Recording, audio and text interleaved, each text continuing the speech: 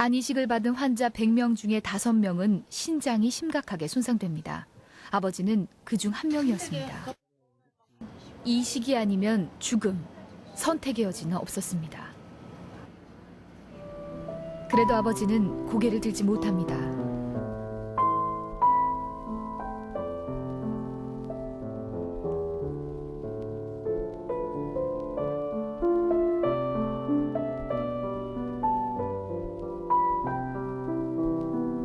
아들에게서 간을 이식받고 또 신장을 이식받는 것은 병원이 생긴 이래 처음 있는 일.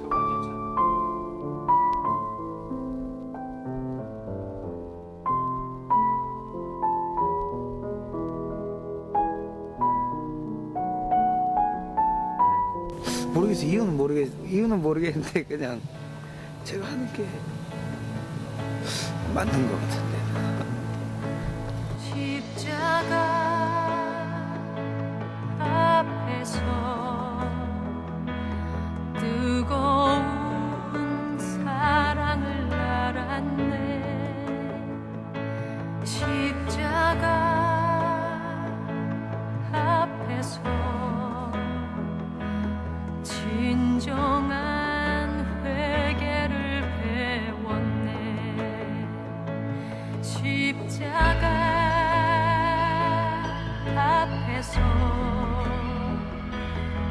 잃었던 눈물을 찾았네.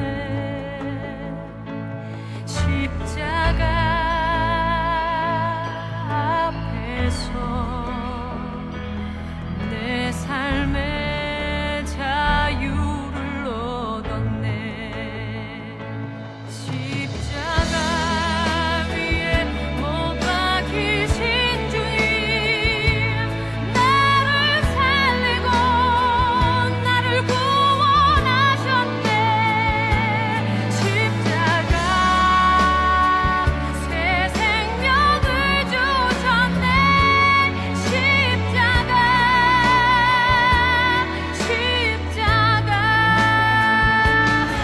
못 박히신 주님, 나를 살리고 나를 구원하셨네. 십자가 새 생명을 주셨네. 십자가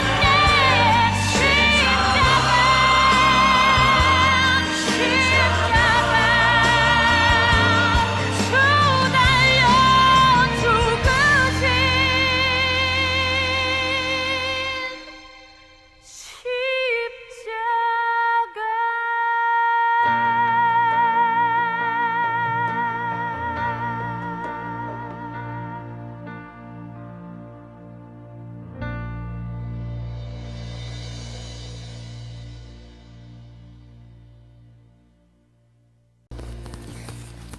네, 영상을 통하여서 우리는 다시 한번 오늘 우리 한 주간 묵상해야 될 요한복음 30장 31절 말씀을 마무리하면서 영상을 시청하였습니다. 오직 이것을 기록함은 너희로 예수께서 하나님의 아들 그리스도 있음을 믿게 하려 함이요 또 너희로 믿고 그 이름을 힘입어 생명을 얻게 하려 함이니라. 참 간 이식 수술과 신장 이식 수술, 아들이 아무런 마음 이렇게 어렵고 힘든 마음이 아니라 당연하다고 생각하면서 아버지가 힘들고 이식 수술 받지 않으면 죽을 수밖에 없는 그런 상황임을 알고, 그렇지만 그것이 대가를 바라거나 내가 뭔가 값을 치르는 게 아니라 아버지로부터 거저 받았으니 내가 당연히 아버지께 돌려드림이 정상적이다, 당연하다 생각하며 아버지를 위하여 자신의 간과 또 신장을 또 이식하면서 온 가족이 다시 한번 행복한 웃음을 피는 그 모습을 살펴보았습니다. 이 영상을 통하여서 우리 또한 깨닫는 것이 바로 예수님께서 또 나를 위하여, 우리를 위하여 생명을 바치셨죠. 그래서 우리는 그 생명을 통하여 다시 그 보배로운 은혜로운 유월절의 피로 은하여 우리는 생명을 또 얻게 되었습니다. 이 생명을 우리도 전할 자의 사명이 있는 것입니다. 여러분들 그런 귀한 은혜가 있는 오늘 한 주간이 되시길 바랍니다. 자, 오늘은 저는 그래서 우리의 인생을 살아가면서 우리 인생이 질그릇 같다 하면서 오늘 말씀을 증거하려고 하는데, 여러분, 우리 신앙인이요. 종교인이 아닙니다. 신앙인이 가장 아름다울 때가 언제일까라고 생각하십니까? 그때는 나는 부족한 사람이다. 나는 죄인이다. 이렇게 고백할 때가 가장 아름다울 때예요. 베드로의 고백이 뭡니까? 나는 죄인입니다. 이 고백이었어요. 바울은 어떤 고백을 했죠? 나는 죄인 중에 괴수입니다. 이렇게 고백했어요. 모세는 나는 아직 어린아이입니다. 나는 아직 못합니다. 라고 고백했어요. 이런 고백들을 통해서 나는 할 수 없습니다. 이렇게 스스로 없다고 인정했지만 하나님이 가라 하고 명령하시면 그때에는 생명을 걸고 나아가는 순종이 있었습니다. 여러분, 이야기 하나 하면서 시작할 텐데, 자, 좋은 스승과 좋은 제자가 있었어요. 자, 스승과 제자. 그런데 이 스승이 나이가 들어서 이제 돌아가시기 직전입니다. 제자가 질문합니다. 마지막으로 한 가지만 스승님 저에게 가르쳐 주십시오. 라고 했어요. 그자 스승님은 말을 또 잘 못합니다. 그래서 이를 보여주면서 보이느냐라고 물었어요. 제자가 당연히 안 보입니다. 이가 다 빠져 없습니다. 대답을 했어요. 자, 이번에는 스승이 혀를 내밀면서 보이느냐라고 물었어요. 당연히 제자가 보입니다. 그러자 스승이 긴 말하지 않고 알겠느냐. 제자가 좋은 제자라고 했잖아요. 지금 뭐 큰 질문도 아니에요. 그러니까 제자가 알겠습니다. 라고 대답을 하고 스승님은 돌아가셨습니다. 여러분들 지금 뭘 말하는지 알겠습니까? 무엇을 이야기한지? 스승의 가르침은 이거였죠. 너무 강하게 살지 말아라 이거예요. 네가 다 할 것 같고 네가 모든 것을 이길 것 같은 그런 자만심이 있어도 강한 것은 마지막에 가보면 다 사라지고 없다. 하지만 약한 것은 마지막까지 남아있다. 이는 다 사라지고 없어요. 혀는 굉장히 부드럽고 약한데 남아있다는 거죠. 그런 가르침이었어요. 우리 성경의 인물 중에 사울왕은 일대 왕으로서 맨날 내가 하겠다 자신만만했어요. 하지만 오래가지 못한 왕이 되었죠. 하지만 다윗 왕은 나는 못한다 맨날 울고 불고 하나님한테 이렇게 짜증을 냈어요. 하지만 마지막까지 롱런 왕이 될 수 있었습니다. 여러분, 우리는 벌써 10월 중순이 다가오고 있어요. 2022년도 올해 초에 아니 매년 연초가 되면 우리는 결심하죠. 어떤 결심? 올해는 내가 죽도록 한번 충성해 보겠다. 기도생활, 주일성수, 말씀 읽고 묵상하는 생활, 또 구제하고 섬기는 일 열심히 한번 해보겠다. 이렇게 단단히 결심하지만 겨울도 지나고 봄도 지나고 더운 여름 보내고 이렇게 이제 결실의 계절 가을이 왔습니다. 이런 가을을 보내는 지금 여러분, 기도의 자리에 내 자리에 먼지만 쌓여 있고 죽도록 충성은 고사하고 예배에도 주일 성수 하나 이렇게 하는 것도 겨우 참석하고 아니면 이런저런 핑계로 예배 생활 소홀히 하는 내 자신들을 발견할 수가 있습니다. 그럴 때는 정말로 나라는 사람 별 수가 없구나 라고 자신에 대해서 실망을 종종 우리는 합니다. 자주 합니다. 하지만 여러분, 나는 가망이 없다, 나는 개선의 여지가 없다 라고 실망하거나 낙심하지 말라는 것이죠. 하나님은 능히 하지 못하실 것이 없는 전지전능하신 분 너무나 우린 잘 알아요.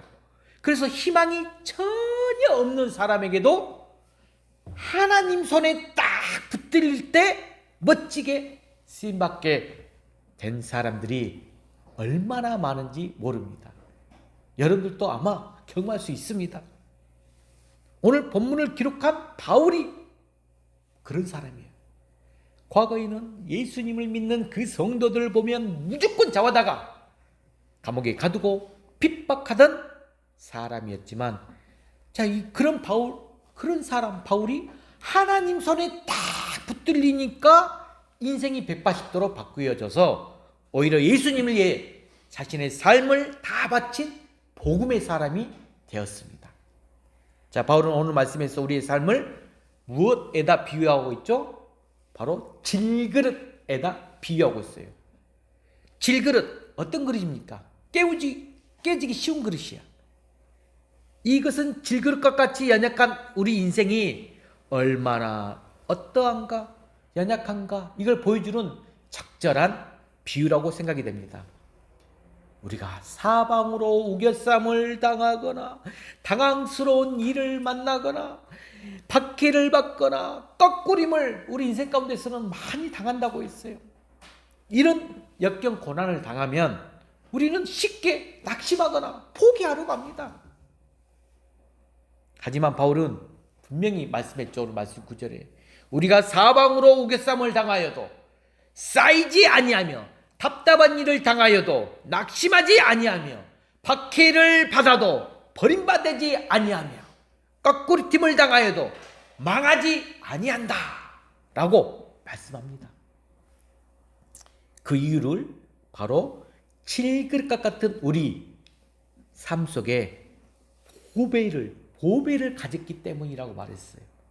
바울은 우리가 하나님의 능력을 힘입어 살면 어떤 고난이 찾아와도 좌절하거나 절망하거나 포기하거나 넘어지거나 망하지 않는다 라고 말을 했습니다. 오히려 고난이 찾아오면 예수님의 생명이 나를 통해서 빛을 발하게 된다 라고 했어요. 자, 그래서 여러분, 하나님께서 역사하시면 변화되지 않을 사람 아무도 없어요. 하나님이 역사하시고 하나님 손에 붙들면 변화되지 않을 사람 아무도 없다. 그러면 우리가 오늘 말씀을 통해서 저는 어떻게 하면 이 연약함 극복하고 하나님께서 쓰시는 훌륭한 성도가 될 수 있을까? 하나님께서 쓰시고자 하는 훌륭한 성도가 되기 위해서 어떤 사람이 되어야 될까? 뭘 알아야 될까? 첫 번째, 먼저 자, 읽어봅시다. 시작. 나 자신이 질그릇과 같은 존재임을 알아야 한다. 자, 나 자신이 무엇과 같은 존재이다? 질그릇과 같은 존재임을 알아야 돼요. 자, 우리 여러분들 뭐 여기 20대, 30대, 40대, 50대, 우리 교회는 60대 오늘 한 분이 김다운 성도님이 오늘 집안 행사로 못 나오셨는데, 하지만 좀 건강하고 젊으신 분들이 우리 교회는 많이 있어요. 하지만 살다 보면 나아갈 수도 없고 뒤로 물러갈 수도 없는 진퇴양난의 상황 경험해 봅니다. 또 동서남북 꽉 막혀가지고 어떻게 할 수 없는 사면초가에 직면할 때가 있어요. 그럴 때 우리 인생 낙심하고 탄식하게 됩니다.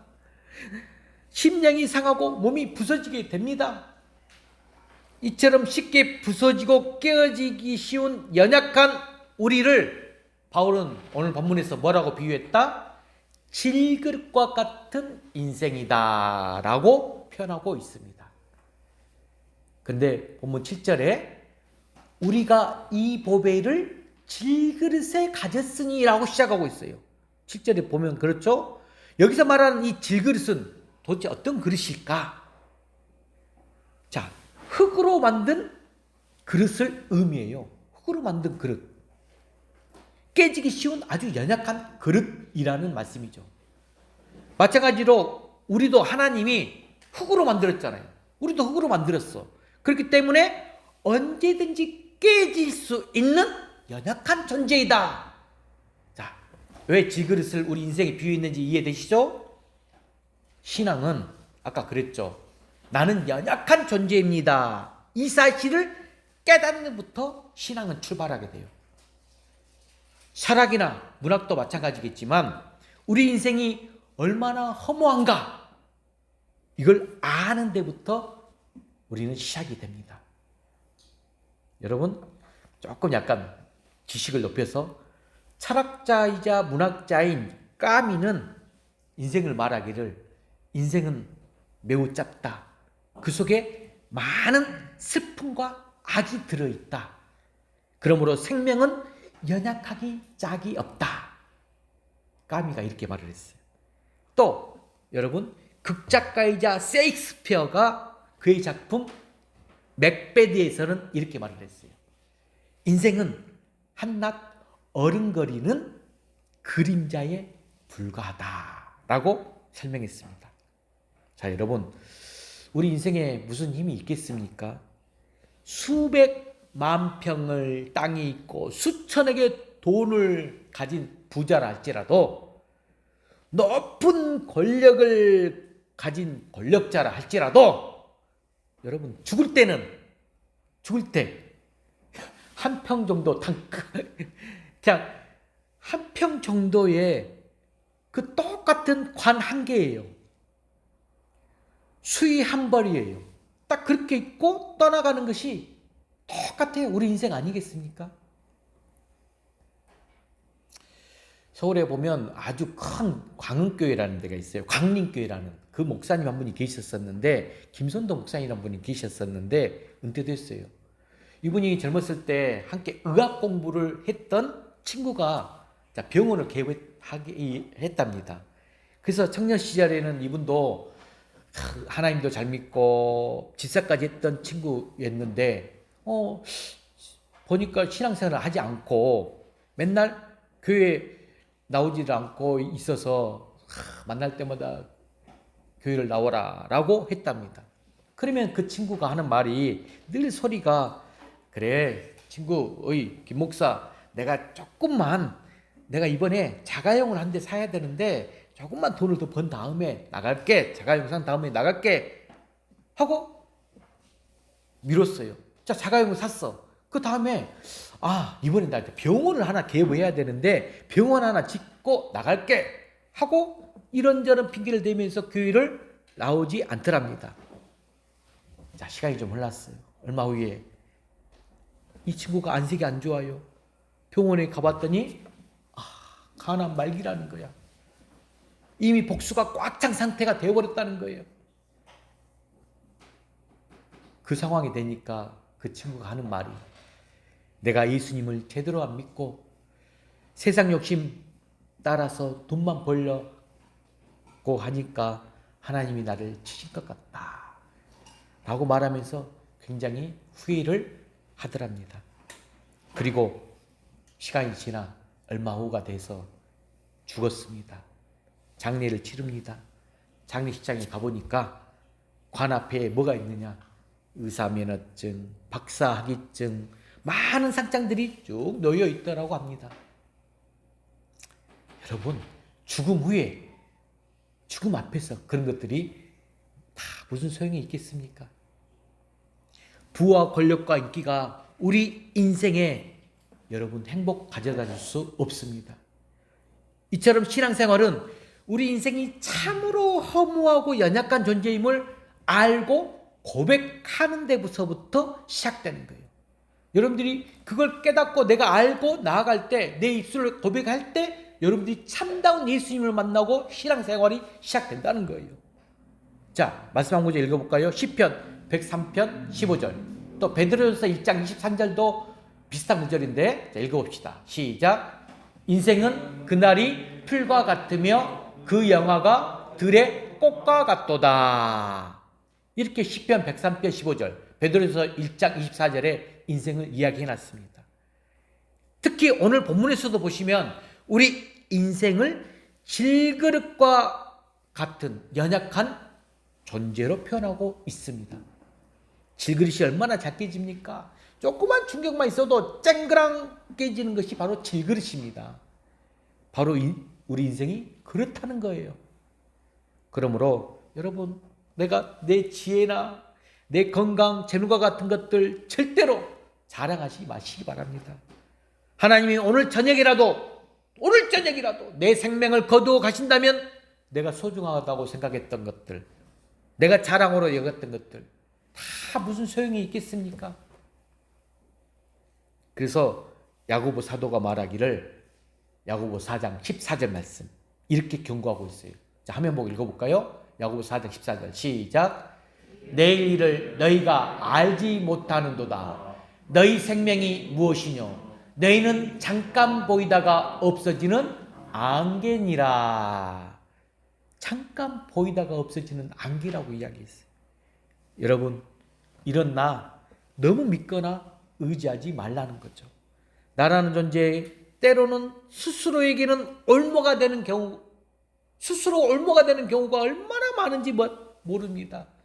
내가 가진 재물들, 돈들, 내가 서 있는 위치들, 명예들, 성공한 자녀들, 어떤 공로들, 그런 것들이 우리로 하여금 자만심에 빠지게 만들 수 있어요. 반대로 자만심에 빠지는 한 유형의 사람들이 있는가 반대로 자신을 바라보면서 나는 왜 이럴까? 나는 왜 이런 삶을 살고 왜 이렇게 안 풀릴까? 자기 비하에 빠지는 사람들도 있어요. 물론 교만하기보다는 낙심하는 것이 좀 더 진전성이 있어 보일 수도 있습니다. 하지만 둘 다 우리에게는 바람직한 모습은 아니죠. 그 모습이라고 말할 수가 없어요. 여러분, 바울이 어떤 사람입니까? 예수를 만나기 전에 했던 고백이 뭡니까? 로마서 7장 21절. 자, 한번 보고 읽어봅시다. 시작. 오라, 나는 공고한 사람이로다. 이 사망의 몸에서 누가 나를 건져내랴. 바울이 예수님 만나기 전에 했던 고백입니다. 여러분, 바울이 교만할 때는 육신적인 조건들을 자랑했었어요. 육신적인 조건. 즉 히브리인 중에 히브리인이다. 율법으로서는 바리새인으로 흠이 없는 자다. 학문으로서는 당시 최고의 학부와 다름이 없는 가말리엘 문화생이다. 또 로마 시민권을 가진 사람이다 라고 자랑을 했습니다. 바울이 그런 교만으로 꽉 차 있을 때는, 그 교만으로 꽉 차 있을 때는 예수님이 보이지 않았어요. 예수님이 안 보여. 하지만 자신을 제대로 알게 되면서 오호라, 나는 공고한 사람이구나. 이렇게 자신에 대해서 절망할 때에 바울이 예수님께 더 가까이 나갈 수 있었다라는 말씀입니다. 자신에 대한 절망과 구원에 대한 간절함이 바로 신앙생활의 시작입니다. 저도 아마 그런 간절함이 없었다면 제가 이 자리에 있을 수 있었을까 생각이 들어요. 정말 절망과 구원에 대한 간절함 속에서 주님 붙들고 나왔기 때문에 지금 여기에 있고, 또 내 인생이 질그릇같이 연약한 존재임을 알고 하나님께 구원을 간절히 청하며 나아갔습니다. 풍암우리의 모든 성도들도 그러한 성도들로 지혜로운 성도들이 될 수 있기를 주의 이름으로 간절히 축복해 봅니다. 자, 두 번째는, 첫 번째는 질그릇 같은 존재를 인지해야 되고, 두 번째 읽어봅시다. 시작. 질그릇 속에 보배를 담아야 한다. 보배. 자, 본문 4장 7절, 고린도서 4장 7절 읽어봅시다. 시작. 우리가 이 보배를 질그릇에 가졌으니 이는 능력의 힘이 큰 것이 하나님께 있고 우리에게 있지 아니함을 알게 하려 함이라. 여러분, 우리 기독교 신앙생활의 출발점, 자신의 연약함을 깨닫는 데서부터 시작된다라고 말씀했어요. 자, 그렇다고 해서 우리 기독교가 허무의 종교는 아닙니다. 또 오해하지 마시기 바랍니다. 우리 기독교는 생명의 종교예요. 소망의 종교예요. 질그릇과 같이 깨지기 쉬운 연약한 모습이지만 보배이신 예수님을 모시고 살면 더 능력 있는 삶을 살 수 있다라고 말하는 것이 기독교 진리입니다. 흙으로 만들어진 그릇이 강하면 얼마나 강하겠느냐? 아무리 수천만 원짜리 도자기라 할지라도 여러분, 부딪히면 쉽게 깨지는 것이 바로 질그릇이잖아요.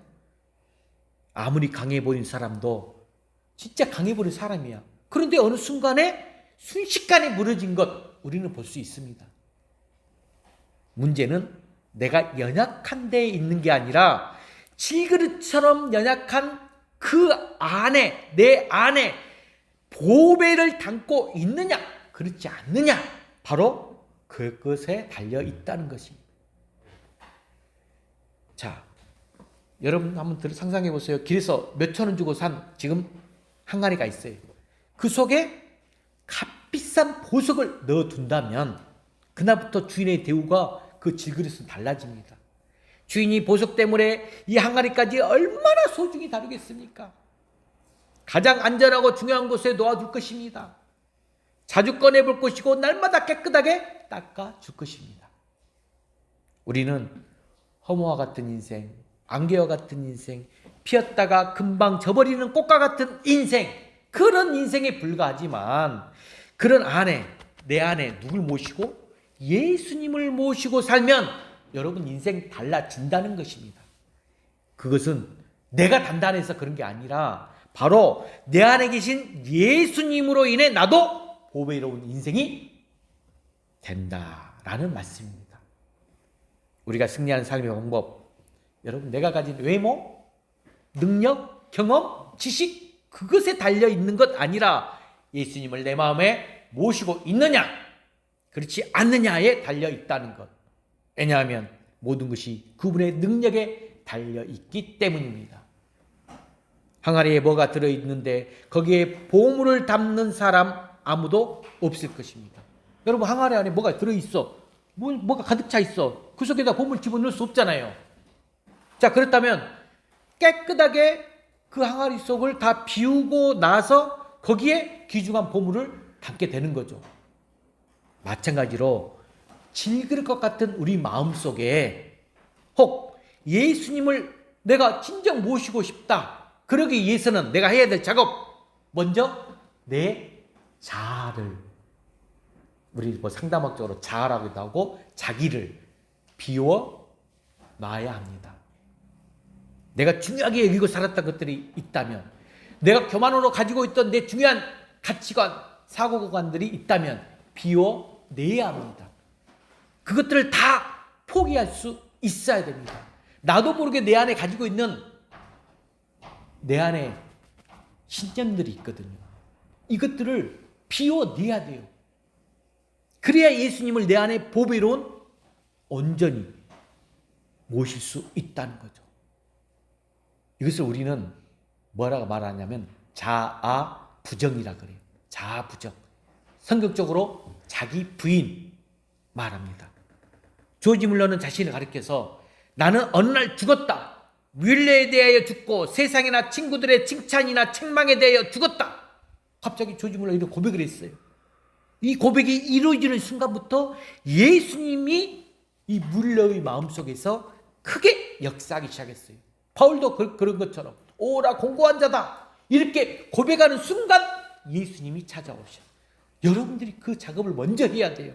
의지적으로. 왜 예수님이 우리 안에서 능력을 나타내지 않을까요? 아직도 내 안에 예수님이 아닌 내 안에 어떤 상처와 내가 알지 못하는 채 만들어 놓은 내 안의 신념들, 가치들, 그런 것들 때문에, 그걸로 가득 차 있기 때문에 예수님이 내 안에서 능력 발휘하지 못한 채 있어요. 다른 것을 보배로 삼고 있기 때문에 그렇다는 거죠. 여러분 자신의 끝, 내 자신의 끝, 그게 곧 하나님의 시작이다, 이런 말이 있습니다. 내가 나서고 내가 자랑하고 나를 드러낼 때는 그냥 예수님은 가만히 그래 너 알아서 해라 하고 계세요. 하지만 나는 연약합니다. 나는 죽었습니다. 나는 주님밖에 없습니다. 주님만 의지합니다. 주님만 높여드립니다 라고 고백할 때에 하나님이 우리 안에 계시고 놀랍게 역사하신다는 말씀입니다. 여러분 이걸 한번 경험해 보세요. 정말 주님께 맡기면서 경험해 보세요. 하나님이 역사하신가 안 하신가. 여러분 하나님이 역사하실 때 정말 놀라운 일들이 일어났습니다. 오늘 8절 말씀처럼 사방으로 우겨쌈을 당해도 쌓이지 않게 되고, 답답한 일을 당해도 낙심하지 않게 되고, 박해를 당하고도 버림받지 않게 되고, 거꾸로 팀을 당하여도 당하기는커녕 망하기는커녕 오히려 승리하는 삶을 경험하게 됩니다. 저는 여러분들 이런 경험을 해보길 바라요. 맛보길 바라요. 정말 그런가? 저는 일부러 해봤다니까요. 근데 하나님이 일부러 해도 역사하시더라고요. 성경의 원리 간단합니다. 내 능력만 믿고 내가 나설 때는 절대로 하나님 역사하지 않아요. 하지만 내가 연약하여 오직 하나님만 바라보고 의지할 때는 하나님께서 강하게 역사하십니다. 바울이 그런 진리를 우리에게 지금 말씀하고 계십니다. 바울이 아덴이라는 지역이 있었어요. 그때는 그 지역에서는 자신의 지식을 믿고 전도했어요. 그럴 때는 아무 열매도 맺지를 못했습니다. 하지만 빌립보에서는 자신을 의지하지 않고 오직 하나님만 바라보고 전도했어요. 그때는 전도의 문이 활짝 열리면서 많은 열매를 맺는 경험을 했습니다. 그래서 바울이 말하기를, 자, 고린도후서 12장 9절 말씀 봐볼까요? 여러분 아주 귀한 9절 말씀, 12장 9절. 자, 읽어봅시다. 시작. 나에게 이르시기를 내 은혜가 네게 족하도다. 이는 내 능력이 약한 데서 온전하여 짐이라. 그러므로 도리어 크게 기뻐함으로 나의 여러 약한 것들에 대하여 자랑하리니 이는 그리스도의 능력이 내게 머물게 하려 함이라. 약한 데에서 자랑. 여러분 오히려 나의 약한 것들을 자랑한다고 지금 고백했어요. 여러분 내 삶 속에 하나님의 능력이 나타나길 원하십니까? 그렇다면 내가 의지하고 있는 세상의 것들 다 버리고 오직 예수님만 나의 보배로 삼으시길 바랍니다. 그렇게 할 때 우리가 사방에 우겨쌈을 당해도, 답답한 일을 당해도, 박해를 당해도, 거꾸리팀을 당해도 반드시 승리하게 될 줄을 믿습니다. 자, 이제 세 번째입니다. 세 번째, 훌륭한 성도가 되기 위해서 읽어봅시다. 세 번째, 시작. 우리가 예수님께 더 붙들린 사람이 되어야 한다. 더 붙들린 사람. 여러분 아무리 힘이 없고 보잘것없는 사람도 힘을 가진 사람의 손에 쓰임받을 때 능력이 나타나는 거예요. 자, 힘을 받은 사람의 능력 몇 가지 한번 성경을 통해서 보여드릴게요. 자, 벳세다 광야에서 어린아이가 있었어. 그 어린아이가 보리떡 5개와 물고기 2마리로 어떤 역사가 일어났죠? 장정만 5,000명을 배불리 먹이고도 남고 12광주리가 남았다고 했어요. 자, 또 여러분 지팡이 잘 알죠? 어디서든 쉽게 구할 수 있는 한낱 나무 막대기에 불과한 지팡이지만 그것이 누구의 손에 붙들릴 때 하나님의 종 모세의 손에 붙들리니까 그 지팡이를 통하여 홍해가 갈라지고 반석에서 물이 솟아나는 기적이 일어났습니다. 자, 또 여러분 낙의 턱뼈 아시죠? 개들도 먹지 않을 정도로 아무 쓸모없는 낙의 턱뼈예요. 그런데 하나님의 사람 삼손의 손에 들어가니까 블레셋 사람 1,000명을 쳐서 죽이는 무서운 무기가 되었어요. 또 여러분 잘 아는 시냇가에 작은 돌들, 그냥 작은 돌들이 있어요. 별로 쓸모없는 돌들이지만 하나님이 함께하는 사람 다윗의 손에 들려지니까 그 작은 돌멩이가 거인 골리앗 장군이 쓰러지시는 역사가 일어났습니다.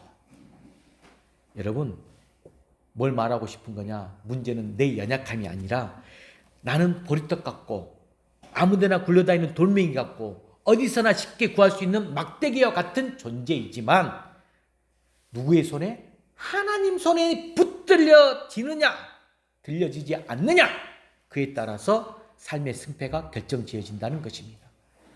그러므로 저와 여러분은 어떤 이유도 달지 않고 어떤 변명도 하지 마세요. 나 못 배웠어요. 나이가 너무 많아요. 나 너무 가난해요. 말도 잘 못해요. 나는 너무 건강하지도 않아요. 이런 것들로 인해서 낙심하거나 좌절하지 마세요. 나는 보잘것없어도 하나님이 붙들어 주시면 놀라운 능력이 나타난다는 것입니다. 그래서 이런 상황을 여러 번 경험한 이 바울이 지금 빌립보서 2장 12절 너무 중요한 구절, 내가 그리스도 예수께 잡힌 바 된 그것을 잡으러 쫓아간다 라고 고백하고 있는 것입니다. 이렇게 날마다 내 모습 이대로, 내 연약함 이대로 하나님의 손에 맡겨 드려야 된다는 거예요. 그렇게 할 때 나를 통해 믿음의 놀라운 역사가 일어나는 것입니다. 그래서 오늘 본문 10절에 우리가 항상 예수 죽인 것을 몸에 짊어지며, 이렇게 이야기가 나오는데, 여러분 오늘 영상을 통해서도 그 가족이, 아들이 아버지께 이식을 해 주면서 왜 예수님의 십자가 죽음과 연결을 시키고 보게 되었을까요? 예수 죽인 것을 몸에 짊어진다. 우리가 은혜 받은 것 그것으로 만족하면 안 돼요. 십자가에 한번 못 박힌 것은, 한번 못 박히겠다고 해서 내 안에 쓴뿌리들이 있어. 내 안에 정말 상처로 인한 핵심 신념들이 있어요. 그 쓴뿌리 완전하게 없어지는 것, 사라지는 것 아닙니다. 바울이 나는 날마다 죽노라, 날마다 나는 죽노라 고백했던 것처럼 우리도 십자가 안에서 날마다 죽어야 하나님의 능력이 내 삶 속에서 계속 역사하는 것입니다. 여러분, 우리도 달라지려면 그 정도로 달라져야 되지 않겠습니까? 그것이 하나님 하루아침에 딱 뚝딱 돼버리면 얼마나 감사할까요? 그렇지 않아요. 내 연약함을 알고 예수님만 나의 보배로 삼고 살아가기로 마음의 작정부터 시작해야 됩니다. 그리고 날마다 내 자아를 이 십자가에 못 박아 죽이고 주님께서 날 붙들어 주시도록 날마다 기도해야 됩니다. 어떤 그릇은 귀하게 쓰이지만 어떤 그릇은 천하게 쓰이게 됩니다. 어떤 그릇은 한번 쓰고 버려지지만 어떤 그릇은 두고 아껴 쓰는 것을 볼 수가 있습니다. 우리도 끝까지 하나님께 쓰임받는 그릇이 되어야 되지 않겠습니까? 특히 복음을 담아내는 그릇이 되어야 합니다. 그것이 질그릇인 우리에게 맡겨진 사명이에요. 이 땅에서 우리가 겪게 되는 고난은 잠깐입니다. 하지만 장차 누리게 될 영광은 영원하다라고 했어요. 혹시라도 힘들고 어렵고 그런 상황에 있는 분 계십니까? 절대로 낙심하거나 포기하거나 실망하지 마세요. 하나님의 응답이 늦다고 조급해하지 마시길 바랍니다. 조금 더 의심하지 마세요. 그리고 세상을 너무 의지하지 마시길 바랍니다. 다른 것에 쓰임받지 말고 하나님께 쓰임받길 바랍니다. 그러기 위해서는 나를 하나님께 드려야 합니다. 하나님께 맡겨야 됩니다. 맡기는 신앙생활을 해야 돼요. 그래야 하나님이 나를 사용해 주십니다. 하나님 나를 사용해 주실 때 질그릇인 나에게 빛이 나고 더 보배롭고 존귀하게 되는 것입니다. 질그릇 자체는 아무것도 아니지만 그 안에 보배가 담겨지니까 완전히 다른 인생이 되었던 것이죠. 그래서 7절에 우리가 이 보배를 질그릇에 가졌다라고 말한 것입니다. 여러분, 질그릇에 색칠을 하고 예쁜 비닐을 넣는 것과 그런 차원과는 너무 달라요. 질그릇에 금칠을 하고 은칠을 한 것이 아니라 질그릇은 질그릇 그대로예요. 우리 모습 형상 그대로지만 그 안에다가 보배를 담으라는 것입니다. 우리가 보배를 담으면 우리의 삶 완전히 달라져요. 보배를 담으면 우리 삶이 달라져. 그 보배가 뭡니까? 바로 복음이라는 것. 바로 복음은 예수 그리스도입니다. 우리가 예수님을 마음에 모시고 살면 보배 담은 질그릇이 되는 것입니다. 완전히 새로운 사람이 되는 것이죠. 자, 저는 이 구절을 너무 사랑합니다. 고린도후서 5장 17절 말씀. 크게 한번 선포합시다. 시작. 그런즉 누구든지 그리스도 안에 있으면 새로운 피조물이라. 이전 것은 지나가니 보라 새 것이 되었도다. 저는 정말로 내 안에 쓴뿌리, 내 안에 자아들, 이게 예수님을 만난 이후로, 예수님을 나의 보배로 딱 드러놓은 이후로는 옛 피조물은, 옛 것들은 다 사라지고 새로운 피조물로 된다는 것. 저는 이걸 정말 개인적으로 신앙 상담할 때 많이 적용해 봅니다. 우리가 예수님을 마음에 모시고 살면 완전히 다른 인생을 살 수가 있어요. 비록 약하고 천한 지그리에 불과하지만 예수님을 마음에 모시고 살면 아름다운 삶을 살아갈 수가 있어요. 자, 그렇다면 보배로운 삶, 보배로운 인생이 뭘까? 기대가 되지 않습니까? 짧고 굵게 보배로운 인생이 뭔지 다시 한번 정리해 봅시다. 자, 화면에 보면 보배로운 인생은 첫 번째 읽어봅시다. 시작. 예수님의 생명이 내 생명이 되는 것이다.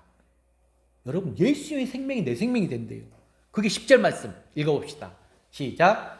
우리가 항상 예수의 죽음을 몸에 짊어지면 예수의 생명이 또한 우리 몸에 나타나게 하려 함이라. 아멘. 우리가 비록 죽음의 상황에 놓여진다 할지라도 우리 안에 예수님의 생명이 있기 때문에 그 죽음의 상황 아무렇지 않다는 것이에요. 우리가 예수님을 믿는다는 것, 내가 예수님과 함께 십자가에 죽는 것이에요. 예수님과 함께 다시 부활하는 것입니다. 새로운 생명체가 된다는 것이죠. 다시는 죽지 않아요. 육신의 죽음은 천국에 들어가는 것 문에 불과해요. 내가 육신적으로 죽었다. 천국에 들어가는 문에 이제 입성하는 거예요. 우리는 다 질그릇이지만 지금 우리 안에 예수님의 생명이 들어있다는 것입니다. 흥분되지 않습니까? 예수님의 생명이 들어와 있어요. 자, 두 번째 보배로운 인생 읽어봅시다. 시작. 예수님의 생명이 내 능력이 되는 것이다. 내 능력.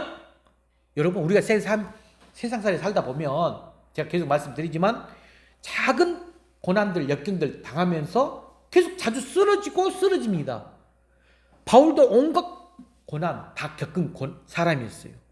하지만 바울이 예수님의 능력으로 세상을 이겼다라고 고백하는 구절이 바로 7절 말씀이에요. 자, 읽어볼까요? 7절 시작. 이는 심히 큰 능력이 하나님께 있고 우리에게 있지 아니함을 알게 하려 함이라.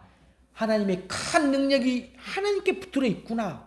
그리고 8절 이하에 또 어떻게 고백했느냐. 자, 화면 보고 읽어볼까요? 시작. 우리가 사방으로 우겨쌈을 당하여도 쌓이지 아니하며 답답한 일을 당하여도 낙심하지 아니하며 박해를 받아도 버림받지 아니하며 거꾸로 틈을 당하여도 망하지 아니하고 이렇게 말을 했어요. 여러분, 이 말씀 우리가 예수님을 모시고 살면 넘어져도 오뚜기처럼 다시 일어설 수 있다는 것이죠. 이런 놀라운 능력 어디서 나타날까? 요한일서 4장 4절 말씀에도 보게 되면 아무리 세상의 원수들이 강하고 태산 같은 문제들이 우리 앞을 가로막고 있어도 예수님이 그것들보다 더 크신 분이기 때문에 우리는 반드시 이긴다, 승리한다 라는 것입니다. 잠언 24장 16절 말씀에서도 의인은 7번 넘어져도 다시 일어나리라 라고 말을 했어요. 성도 여러분, 우리가 세상에 살아갈 때에 하나님을 믿는다고 해서 하나님 착각하지 마세요. 하나님 믿는다고 해서 고난이 면제됩니까? 면제되는 것 아니에요. 별의별 일 다 당합니다. 정말 억울한 일 당합니다. 하지만 중요한 것은 내 안에 예수님이 계시기 때문에 그분의 능력으로 내가 버티고 이겨내는 것이라는 것, 그리고 극복하는 것, 결국에는 승리하게 된다는 말씀입니다. 할렐루야. 자, 마지막 세 번째 보배로운 인생은 읽어봅시다. 시작. 예수님의 소망이 내 소망이 되는 것. 저는 이 세 가지 보배로운 인생을 정리하면서 막 흥분이 되더라고요. 예수님의 생명, 예수님의 능력, 예수님의 소망이 지금 내 거가 된다는 거예요. 세상에 있는 것들 결국 다 사라져요. 세상에 참된 소망 없어요. 그래서 거기에 목숨 걸면 언젠가는 실망하게 됩니다. 권력이 아무리 대단해도 그 권력 10년 못 간다는 말이 있어요. 대통령 자리 5년 보장되어 있습니다. 5년 후에 지금 어떤 상황들이 벌어지는가 너무 우리 정치적으로도 볼 수가 있잖아요. 요즘에는 이 권력이 5년도 못 가는 것 같아요. 세상의 모든 것들이 다 그렇다는 것입니다. 우리의 소망, 여러분, 오직 예수께 있어요. 예수님을 통해서 얻는 것들이 우리에게 영원한 것이며, 바울이 그것을 알고 바울은 이렇게 증거했다는 거죠. 16절부터 18절 말씀. 자, 화면 보고 크게 선포합시다. 시작. 그러므로 우리가 낙심하지 아니하노니 우리의 곁사람은 낡아지나 우리의 속사람은 날로 새로워지도다. 우리가 주목하는 것은 보이는 것이 아니요 보이지 않는 것이니 보이는 것은 잠깐이요 보이지 않는 것은 영원함이로다. 아멘. 여러분, 우리 인생 즐거움과 같은 인생이라고 말했습니다. 그러므로 내가 대단한 줄로 착각하면 참으로 미련한 인생이 되고 만다는 것.